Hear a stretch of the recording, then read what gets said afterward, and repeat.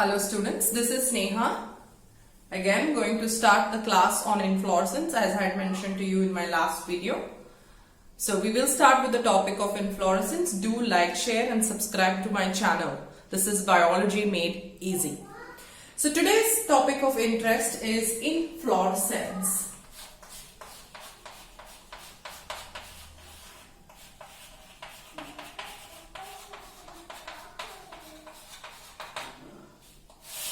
Inflorescence. You all know the flower is the reproductive part of the plant, right? Flower forms the reproductive part of the plant, which is very much essential for its perpetuation of the race. These flowers are borne on the plant's body at various positions.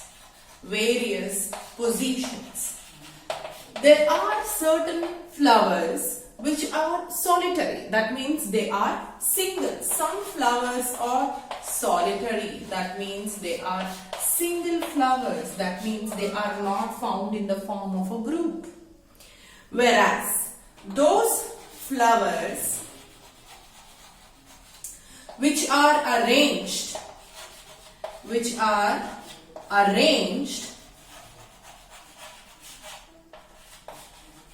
in a particular mode of development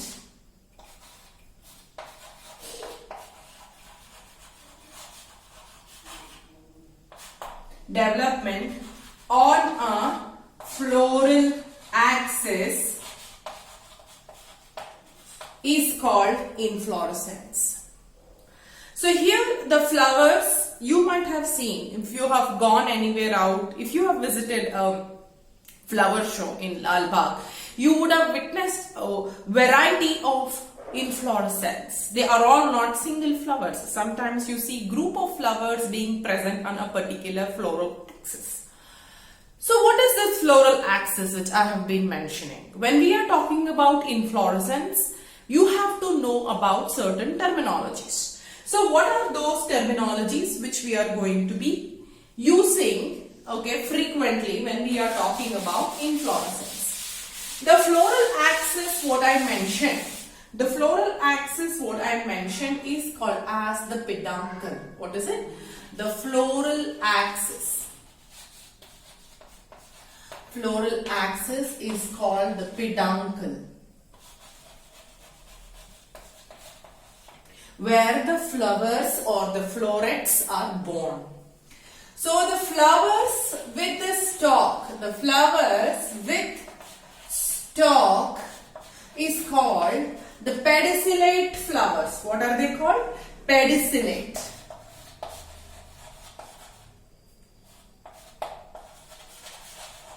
Pedicellate flowers. Flowers without the stalk, they are called as sessile. So the floral axis, students, can have a main structure which is somewhat similar to a stem, but it's not called as a stem since it is going to bore only the flowers on it. So those flowers which are going to have stalks on it. So if we consider this to be a floral diagram of a particular inflorescence, so these are called the pedicellate flowers. These are the pedicellate flowers.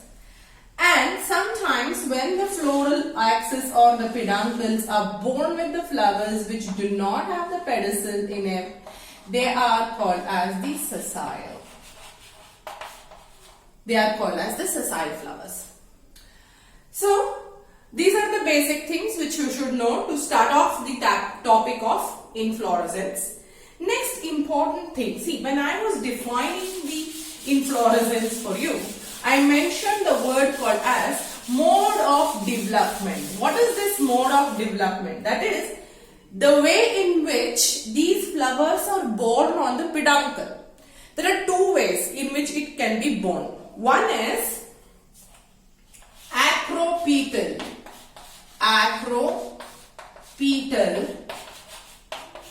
Another one is the basipetal. Please students, these are very important terminologies which you should be very clear about. Acropetal, as the name as it is having the main peduncle axis where the older flowers are born at the bottom. What is it? The older flowers are born at the bottom and the younger ones are born at the top of the peduncle axis or the floral axis. So that is acropetal succession, where the mode of development, first the older ones are here, the younger ones are at the top. Okay, older ones at the bottom and younger ones at the top. So this is the next one is the basipetal. So basipetal is exactly opposite to what it is seen in the acropetal, where the older flowers are found on the top and the younger ones are found at the bottom. So students, here I am going to see the younger ones. Please make a note of this. And here I am going to see the older ones. Here it is exactly opposite. At the top we are going to see the older ones. And at the bottom we are going to see the younger ones. So this is the acropetal succession and this is the basipetal succession. So having told you about certain basic things which you should know about inflorescence, now we are going to go a little step forward wherein we are going to learn what are the types of inflorescence, right? You need to know the types of inflorescence. So the types of inflorescence which we are going to learn in the coming classes includes three very important ones. One is the racemose inflorescence. The second one is the cymose inflorescence. And third one is the special type of inflorescence which we cannot group it under either of the two.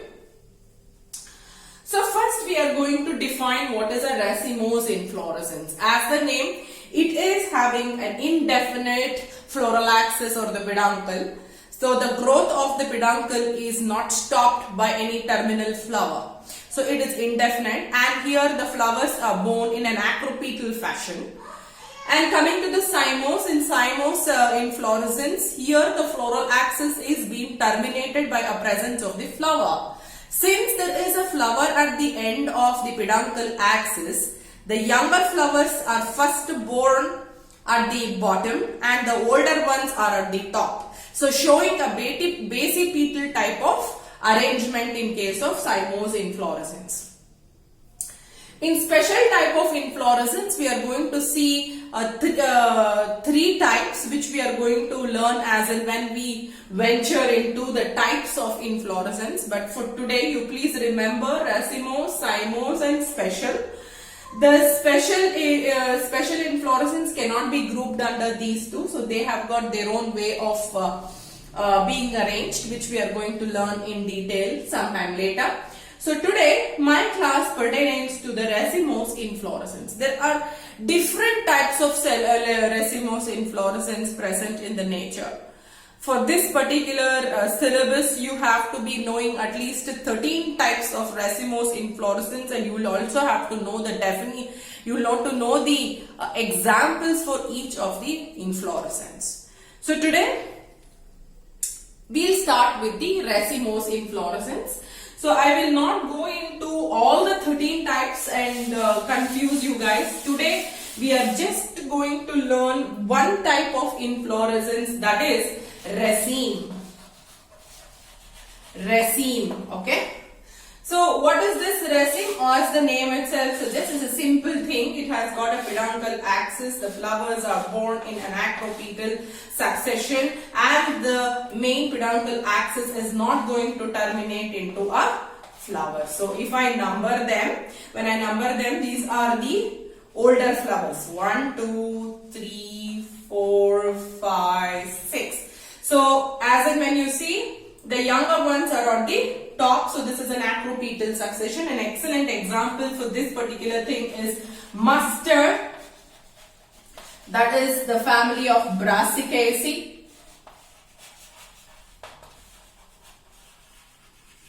Okay. Then you have delphinium. Then we have crotalaria. So today I am going to show you the sample crotalaria. Yeah, students, please take a look at this. This is on which the florets are arranged. The main axis, if you can make out, the main axis on which the flowers are borne are called as the peduncle. If you look at this particular sample, this is the sample of crotalaria. The flowers which are at the bottom or the older flowers, that's why they are almost dried off and they are falling off. Whereas the ones which are present at the top are the younger ones which are still not fallen off and yet very fresh. So the flowers which we are going to see here is the pedicellate flowers, as they have got the stalk-like structure called as the pedicellate, which is making them very well stick to the peduncle or the floral axis. So this is a classic example of raceme inflorescence, and you should see the main axis or the peduncle is not getting terminated by a flower. Students, this is not a floral bud. It can grow indefinitely, doesn't mean that it keeps growing, but there is always a stop in the growth of the plant because it starts giving up the fruit, correct, after the fertilization has occurred. So then then all the nutrients will be channelized towards the formation of the fruit and not in the formation of the flowers anymore. So this is a classic example of raceme inflorescence. Example is crotalaria. I have got one more example for you. This is Caesalpinia pulcherrima. Okay, this is also commonly called as peacock flower. You might have seen this sample near your house. This plant is actually gives flower in different colors also. This is yellow one, it gives red, and it also gives orange ones. So here, students, it's very nicely you can appreciate the acropetal succession of arrangement of flowers. See, these are the older ones which are already blossomed, okay, but the younger buds are present at the top. And see, it is not actually the floral axis is there, no, that a peduncle if is there, it is not getting terminated into a flower. So this exactly tells you that it is an excellent example for racemose inflorescence. Okay, so these are the two samples which I have collected. So this is crotalaria. This you can find as a weed anywhere near your house.